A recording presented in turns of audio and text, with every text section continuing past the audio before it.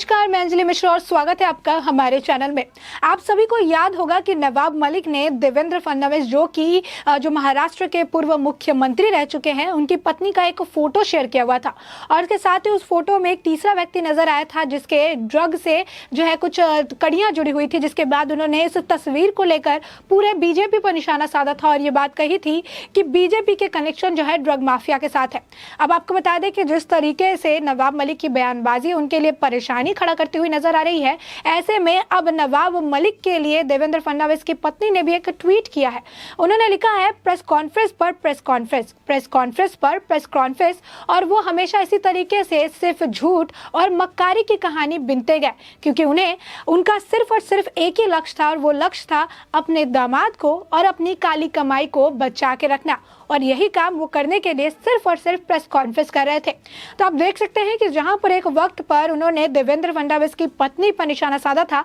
तो आज उनकी पत्नी भी नवाब मलिक को करारा जवाब देती हुई नजर आ रही है। यही नहीं, आपको बता दें कि इसके अलावा अब इस पूरे मामले में नवाब मलिक की जो बेटी है वो भी कूदती हुई नजर आई और नवाब मलिक की बेटी ने भी ट्वीट करके जो है सभी लोगों पे जो कि नवाब मलिक पर या फिर उनके पति समीर खान पर निशाना साध रहे हैं, उन्हें जवाब देती हुई नजर आई। आपको बता दें कि उन्होंने ट्वीट करके लिखा है कि अगर कोई बात नहीं है, अगर कोई भी छुपा हुआ चीज नहीं है, तो किसी को भी किसी प्रेस कॉन्फ्रेंस से दिक्कत नहीं होनी चाहिए। अगर उनके इंटेंशन साफ है, अगर वो सारी चीजें सही कर रहे हैं, तो उन्हें डरने की जरूरत नहीं है। लेकिन कोई ना कोई तो ऐसी बात है जिस वजह से प्रेस कॉन्फ्रेंस करने से उन्हें परेशानी हो रही है और ये प्रेस कॉन्फ्रेंस उनके लिए परेशानी का कारण बनता हुआ जा रहा है। साथ ही साथ उन्होंने ये भी कहा कि जो लोग भी इस पूरे मुद्दे को बढ़ा चढ़ाकर जो है पेश कर रहे हैं, इस मुद्दे पर बढ़ा चढ़ा के बातें कर रहे हैं, मैं उन्हें ये बता दूं कि ये सब करने से कोई फायदा नहीं होगा। हम सच्चे हैं और हम सच के साथ खड़े हैं। तो आप देख सकते हैं कि किस तरीके से अब एक तरह से ये वॉर देखने के लिए मिल रहा है। एक तरफ देवेंद्र फडणवीस की पत्नी जो है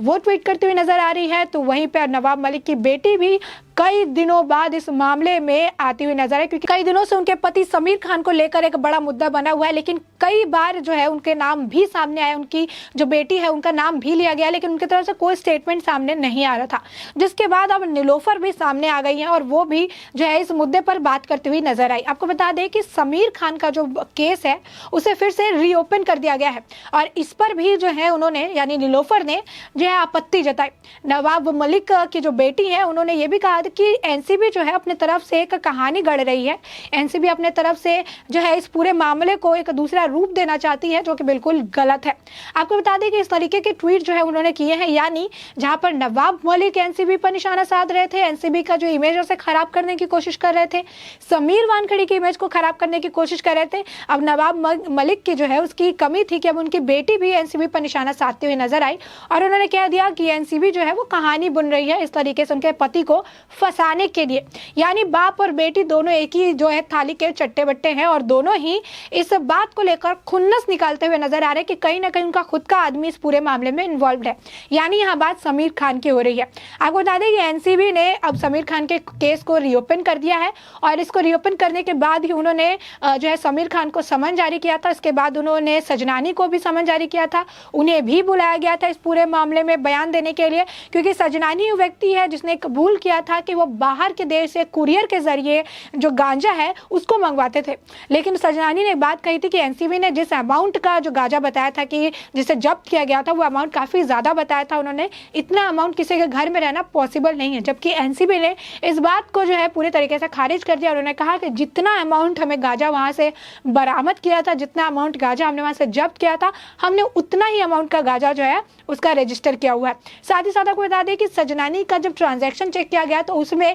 करीबन 20,000 का ट्रांजैक्शन समीर खान ने किया था। इसके बाद इस पूरे मामले में जो है जांच की गई और इस जांच पड़ताल में समीर खान कहीं ना कहीं इस पूरे मामले से जुड़े हुए नजर आए और यही मुद्दा था कि समीर खान पर फिर जांच बिठाई गई और उन्हें कहीं ना कहीं किसी न किसी वजह से जो है इस मामले में दोषी करार देने के बाद 8.5 महीने जो है उन्होंने जेल में बिताए और उसके बाद वो बेल पर बाहर आए। लेकिन बेल के दौरान भी उन पर कई सारी शर्तें रखी गई कि वो किसी भी एविडेंस के साथ छेड़छाड़ नहीं करेंगे, जो भी एविडेंस एविडेंस है उन पर किसी तरीके के कोई दबाव नहीं बनाएंगे और साथ ही साथ किसी तरीके का वो एक तरह से कह सकते हैं कि कहानी रचने की कोशिश नहीं करेंगे। लेकिन यहाँ पर जैसे ही वो बेल पर बाहर आए वैसे ही जैसे उनका पावर जो है उनके पास, उस पावर का गलत इस्तेमाल करते हुए नजर आए। आपको बता दें कि समीर खान के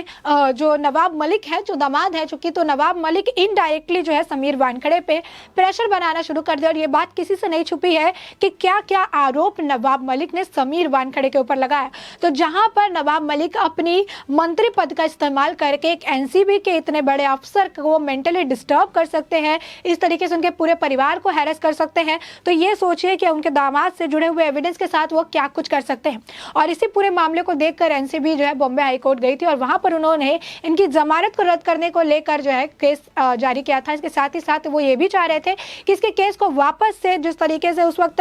पूरा केस की जांच नहीं हो पाई थी और अभी फिर से मुंबई जो ड्रग मामला है वो सामने आ गया, इसके साथ ही समीर खान के कई और तार इस पूरे मामले से जुड़ते हुए नजर आए, जिसमें आपको बता दें कि दाऊद का जो गुर्गा है चिकू पठान, उसका नाम भी सामने आया था, जो कि इंडिया में जो म्याऊ म्याऊ जो ड्रग्स होता है उसका सबसे बड़ा एक कह सकते हैं कि वो मतलब मेन लीडर था जो कि इस पूरे चीज का सप्लाई करता था। इसके साथ एक मीटिंग के दौरान समीर खान का नाम सामने आ गया। तो ऐसे में ये साफ हो गया कि जहां पे गांजे के मामले को नवाब मलिक हर्बल सिगरेट बता रहे थे, वहीं अब उनके दामाद के तार इतने बड़े दाऊद की जो है गुर्गे, जो कि म्याऊ म्याऊ ड्रग जो है सप्लाई करता था, एक हेड पर्सन था, उसके साथ भी जुड़ते हुए नजर आए। यानी समीर खान का रिश्ता सिर्फ और सिर्फ हर्बल सिगरेट से नहीं, बल्कि समीर खान का रिश्ता कहीं ना कहीं पूरे ड्रग माफिया से जुड़ा हुआ नजर आया। और यही रीजन है कि एनसीबी को लगा कि नहीं, इस मामले पर और जो है सिर्फ गांजा के मामले को लेकर जांच हुई थी, लेकिन इस मामले पे और गहराई से जांच करने की जरूरत है,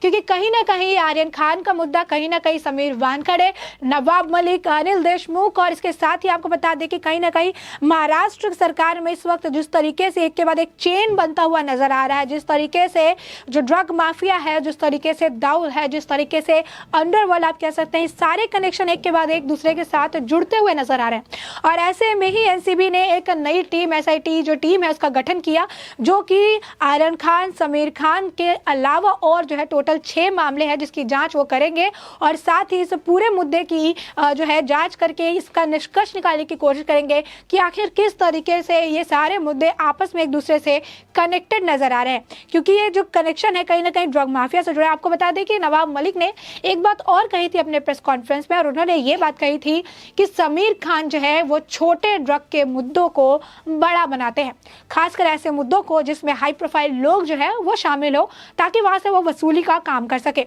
और यही वो करने की कोशिश हमेशा से करते आए हैं और आगे भी इसी तरीके से वो करते हैं, क्योंकि इसके तले बड़े जो ड्रग के मामले हैं, बड़े जो ड्रग के खेप है, वो अपना काम आराम से इसके तले चला सके। साथ ही साथ उन्होंने एनसीबी के कई अफसरों पर जो है कीचड़ उछाला था। एनसीबी के कई अफसरों के उन्होंने बकायदा नाम लिए थे अपने प्रेस कॉन्फ्रेंस में और बताया था ये ऑफिसर जो है, ये समीर वानखड़े की पर्सनल आर्मी जो है इसमें शामिल है। तो इस तरीके से आपको बता दें कि फिर एक प्रेस कॉन्फ्रेंस आया था जिसमें ये खुलासा हुआ कि समीर वानखड़े और एनसीबी को फंसाने के लिए नवाब मलिक और सुनील जो है पठान, सबने बैठ के एक तरह से कह सकते हैं कि उन्होंने स्क्रिप्टिंग की थी प्रॉपर, जो है किस तरीके से इस पूरे केस में इन्हें घूस लेने के चक्कर में फंसाया जाए, ये सारी की प्रॉपर स्क्रिप्टिंग की गई थी। जिसके बाद फिर नवाब मलिक का प्रेस कॉन्फ्रेंस आया था, उन्होंने मोहित कंबोज पर आरोप लगाया कि ये पूरे मामले को दूसरी दिशा देने के पीछे मोहित कंबोज का हाथ है। फिर एक प्रेस कॉन्फ्रेंस आया जिसमें नवाब मलिक के जो है जमीन की बात सामने आई जो कुरनूल में उन्होंने ली थी, और ये दोनों जमीन जो है हसीना पारकर के करीबी इंसान सनील पठान जो है उनसे उन्होंने खरीदी थी। अब आपको बता दें कि नवाब मलिक इस पर हमेशा की तरह सफाई भी देते हुए नजर आए। उन्होंने कहा सलीम पटेल जो है उनसे जमीन उन्होंने खरीदी है और वो इसी वजह से खरीदनी पड़ गई क्योंकि 300 मीटर तक की जो जमीन है वो उनके पिता ने ऑलरेडी खरीद के रखी थी और उनको जो है अपने गोडाउन का ओनरशिप चाहिए था। तो ऐसे में वो जो एरिया था वो भी उनके काम के एरिया था और इसी वजह से उन्हें खरीदना पड़ा। यानी नवाब मलिक हर मुद्दे में अपने ऊपर लगाए गए आरोपों को जो है स्वीकार तो करते हैं लेकिन फिर उसको अलग तरीके से मोड़ देते हैं, यानी पूरी की पूरी जो सच्चाई है वो उसे सामने नहीं रखते हैं। अब ऐसे में अब नवाब मलिक को एक तरह से कह सकते हैं कि जिस तरीके से आरोप लगाया जा रहा है, उनकी जो बेटी है उन्हें लग रहा है कि अब इन्हें विक्टिम बनाया जा रहा है, अब वो अब एक विक्टिम कार्ड खेलती हुई नजर आ रही है। उनके पति जो है वो इस पूरे मामले में विक्टिम है, उन्हें ऐसा लगता है और इसी को लेकर वो दूसरे पर निशाना साधती हुई नजर आ रही है। जहां पे देवेंद्र फडणवीस की पत्नी ट्वीट करती हैं, क्योंकि इससे पहले नवाब मलिक ने ही इस सिलसिले को शुरू किया था। नवाब मलिक ही वो व्यक्ति थे जिन्होंने पहली बार देवेंद्र फडणवीस की पत्नी की तस्वीर को साझा करके पूरे बीजेपी पर सवाल उठाया था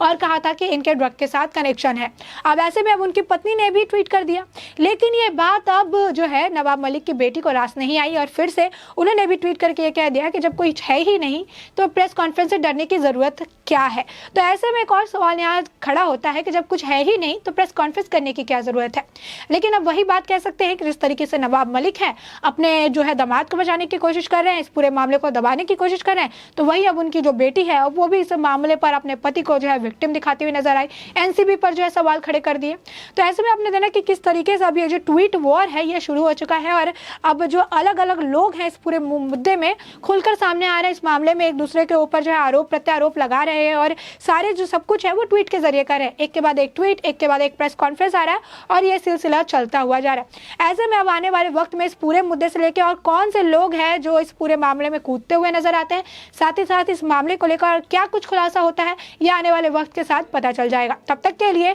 इस पूरे मुद्दे पर आपकी जो भी राय है हमें कमेंट सेक्शन में कमेंट करके जरूर बताएं।